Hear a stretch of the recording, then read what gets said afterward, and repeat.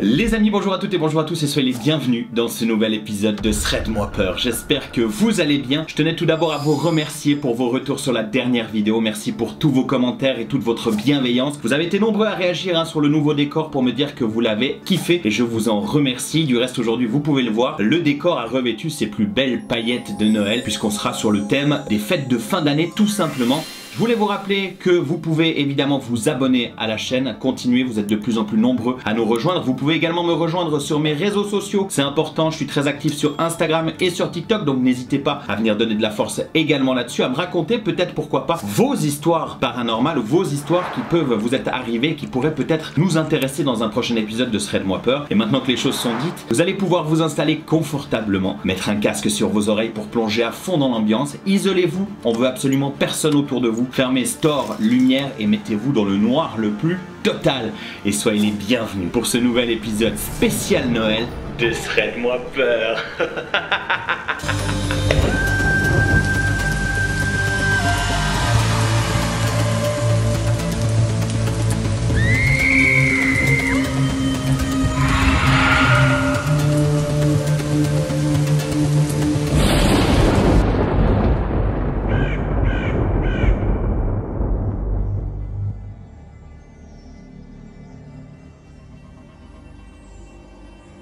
Les amis, la première histoire que je vais vous raconter, c'est une histoire que j'ai intitulée La maison hantée de Noël. Faut savoir que c'est un récit qui a été inspiré d'une histoire vraie et qui a été racontée sur plusieurs forums anonymes. Donc installez-vous bien parce que c'est une histoire qui est vraiment flippante. C'est arrivé quelques jours avant Noël. C'est en fait en 2021 qu'une famille décide de passer les fêtes de fin d'année dans une maison qu'ils vont louer via une plateforme bien connue que vous connaissez évidemment. Une grande bâtisse, voilà, une grande maison ancienne, isolée à la lisière de la forêt. Elle est parfaite pour un réveillon chaleureux. À première vue, la maison elle semble impeccable. Le propriétaire, c'est un homme qui est plutôt âgé, il a juste donné une consigne quand on arrive dans cette maison, surtout ne descendez pas dans la cave. C'est la seule consigne qu'on a pu donner à la famille avant de prendre les clés de la maison. Le père au début, il a trouvé ça assez amusant et il a même plaisanté en disant à ses enfants que peut-être il y avait des monstres qui vivaient dans le sous-sol et puis qu'il fallait peut-être faire attention parce que c'est là qu'ils vivaient et que s'ils étaient pas sages, il allait les mettre à la cave. Évidemment, tout le monde rigole, tout le monde s'amuse et ils continuent à installer leurs décorations pour passer les fêtes de fin d'année. Mais dès le premier soir, il y a déjà des choses qui commencent à arriver dans cette maison. Tout d'abord la mère. La mère, elle va retrouver une boule de Noël brisée sur le sol alors qu'elle n'a absolument rien fait. Elle les avait juste posées soigneusement près de la fenêtre et il n'y avait rien de spécial d'autre. Il y a également une fenêtre à l'étage qui était normalement verrouillée qui commence à s'entrouvrir. Là, on commence vraiment à se poser des questions, tu vois, parce qu'il se passe des phénomènes un petit peu paranormaux comme ça dans cette maison. Est-ce que c'est un réflexe et on déplace des objets ou pas? En tout cas, ce qui est sûr, c'est que le lendemain matin, les enfants racontent, eux, avoir entendu des bruits de pas qui provenaient des escaliers pendant la nuit. Alors là, je vous dis, le père, il commence à devenir un peu sceptique et il monte vérifier, tu vois, pour être sûr qu'il n'y a rien. Et au final, il n'y a rien, pour vous en douter. Mais en descendant, il va remarquer quelque chose d'assez déroutant. La porte qui mène en fait à la cave, qui normalement est verrouillée, vous le savez, puisqu'on ne doit pas y aller, elle est ouverte. Alors là, il y a un problème. Là, le père, tu vois, il essaie de rationaliser, il se dit, bon, on a dû oublier de la fermer, quelqu'un l'a ouverte, ou j'en sais rien. Il s'énerve un peu, tu vois, il grogne un peu dans sa tête, puis il la referme, et il la ferme cette fois à clé. Mais le malaise s'installe quand même. Pendant la journée, il y a tout qui semble normal, jusqu'à ce que la fille cadette, Emma, donc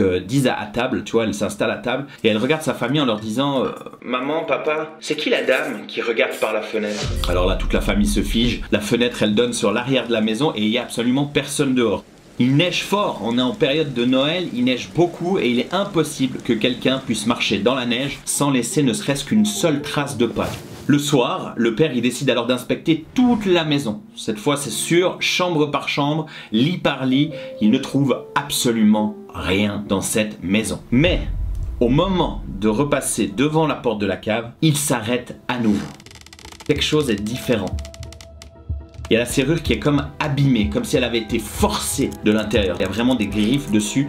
Tu vois qu'il y a quelque chose qui a été forcé. Là, il appelle sa femme et il commence à se disputer avec elle. Bon, c'est terminé. On repart demain matin. C'est bon, je veux plus rien savoir. On s'en va. Mais comme il est déjà tard le soir même et qu'il neige encore plus fort, ça va être compliqué pour eux, tu vois, de reprendre la route. Cette nuit-là, du reste, le couple décide d'installer les enfants dans leur chambre pour que tout le monde soit rassuré. Ils dorment tous ensemble. La mère, elle reste même éveillée dans le salon, près de la cheminée, pour être sûre que rien ne se passe. Et c'est là, après quelques minutes où elle est toute seule dans le salon, qu'elle commence à entendre pour la première fois des bruits étranges. C'est un espèce de murmure.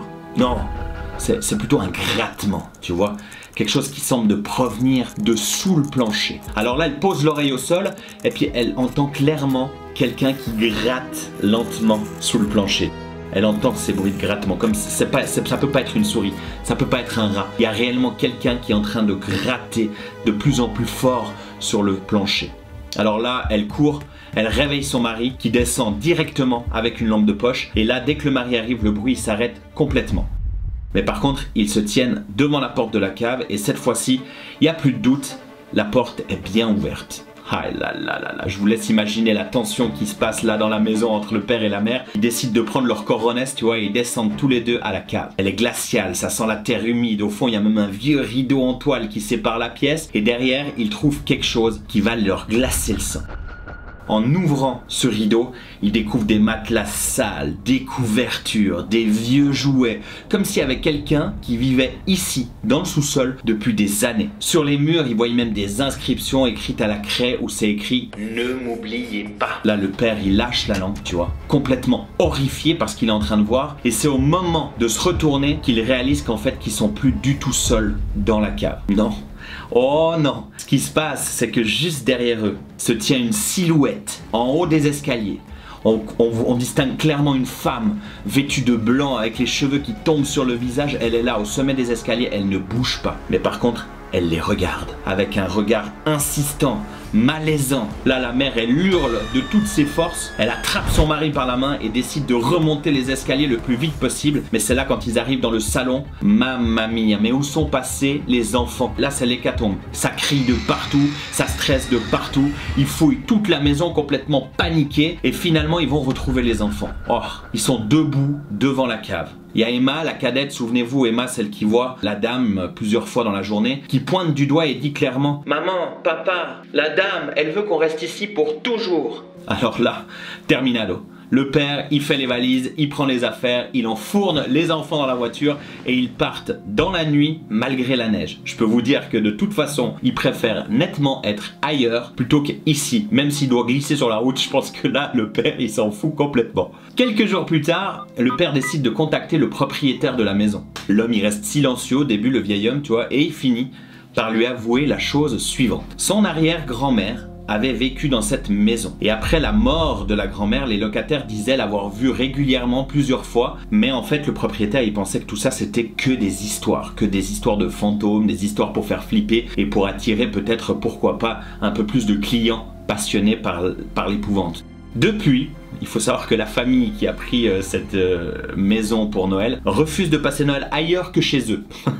La mère, elle raconte encore aujourd'hui que parfois, sa fille cadette Emma, elle dessine parfois une femme en blanc sur ses feuilles. Et quand elle lui demande « Mais qu'est-ce que c'est ?» La petite, elle répond toujours la même chose. « Bah maman, c'est la dame qui voulait qu'on reste avec elle dans la maison. » Pouah. Waouh! Histoire complètement folle, et je vous rappelle que cette histoire, c'est une histoire vraie qui a été tirée de témoignages réels en 2021. Alors vous, êtes-vous sûr que votre maison est vide ce soir? Histoire suivante!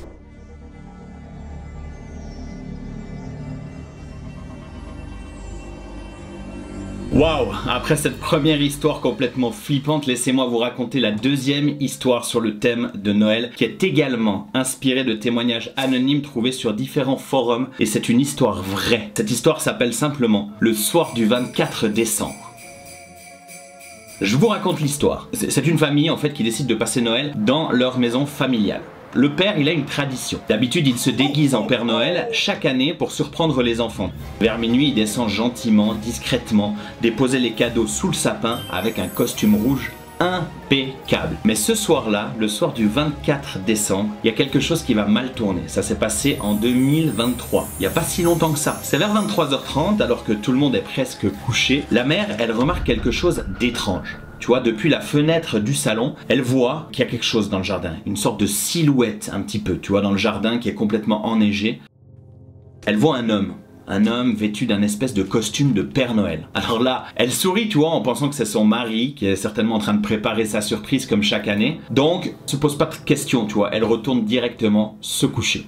Sauf que, quelques minutes plus tard, elle entend un léger contre la fenêtre du salon. Elle descend pour vérifier et elle voit l'homme, toujours là, immobile face à la fenêtre. Un homme mystérieux, on n'arrive pas à bien détecter son visage. Ce qu'elle est sûre, c'est qu'elle voit que c'est pas son mari. Il est beaucoup trop grand, beaucoup trop maigre et ses mains, elles pendent bizarrement le long de son corps. Et son costume, il est même déchiré et complètement sale, alors que celui de son mari, normalement, est impeccable. Il est rouge, bien soigné, propre, vraiment le beau Père Noël. Donc quand elle remarque ça, son visage change de couleur, elle recule d'un coup, terrifiée, et décide de courir à l'étage pour réveiller son mari. Et quand elle arrive dans la chambre, eh ben, il est encore en train de dormir, tu vois, son mari. Et là, il y a son costume de Père Noël qui est posé sur la chaise, intact. Donc la femme, elle est complètement paniquée, puis elle se dit, mais alors, c'est qui l'homme qui se trouve dans mon jardin? Qui est cet homme bizarre avec ce costume déchiré? Bref, elle se pose pas plus de questions, elle prend son téléphone et elle décide d'appeler la police, qui promet d'envoyer directement une patrouille le plus rapidement possible. Et en attendant, le couple décide de rester silencieux dans le salon en guettant à travers les rideaux. Mais l'homme a complètement disparu. Les traces de pas dans la neige montrent qu'il a avancé jusqu'à la fenêtre des enfants. Je vous laisse imaginer. Tu regardes dehors, tu vois les traces de pas dans la neige et tu vois qu'ils vont jusque sous la fenêtre de tes enfants. Là, le père, il décide de monter dans la chambre des enfants tout de suite pour vérifier que tout est normal, qu'il ne s'est rien passé. Et en ouvrant la porte, eh ben tout est normal. Jusqu'à ce qu'il remarque que la fenêtre de leur fils, qui est normalement fermée d'habitude, cette fois, elle est entrouverte. Et sur le rebord, enneigé, il y a des marques de doigts. Des doigts nus, des doigts longs, qui sont posés sur le bord de la fenêtre. À ce moment-là, il commence à paniquer, mais la police arrive. Ils viennent inspecter la maison et les alentours.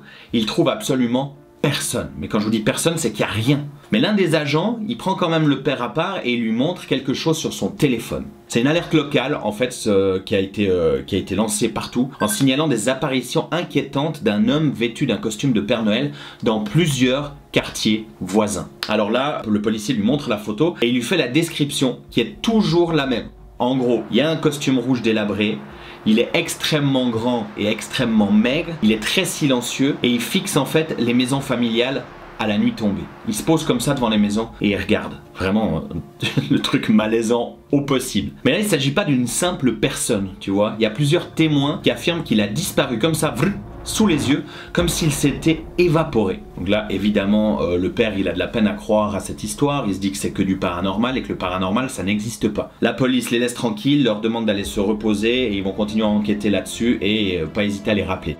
Le lendemain matin, alors que tout semble enfin être rentré dans l'ordre, les enfants commencent à déballer leurs cadeaux. Ben oui, on est le jour de Noël, tu vois. C'est le plus jeune qui est tout excité, qui brandit soudain une petite boîte emballée dans un papier rouge sale et qui dit « Mais c'est le Père Noël qui m'a laissé ça sur la fenêtre ?» Et là, les parents, au moment où ils entendent ça, ils s'arrêtent net, ils fixent le garçon et ils lui disent « Tu peux répéter ce que t'as dit ?»« Ben oui, papa, maman, j'ai trouvé ça sur le bord de ma fenêtre. » Alors là, le père, il tremble comme un malade et il lui arrache la boîte des mains. Il ouvre le cadeau et qu'est-ce qu'il trouve à l'intérieur de ce cadeau? Il y a plusieurs choses. Une photo en noir et blanc de la maison prise depuis l'extérieur.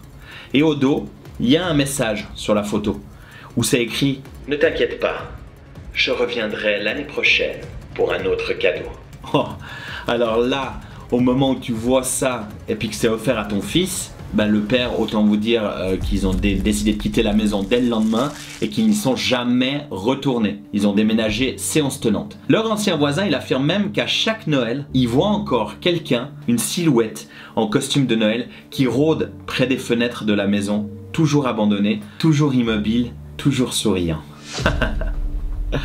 Waouh! Waouh, une histoire glaçante, encore une histoire vraie, une histoire de fou. Mais cette famille, elle a dû vivre des cauchemars pendant des années et des années. Mais est-ce que vous êtes bien sûr, du coup, que votre Père Noël, c'est pas un inconnu?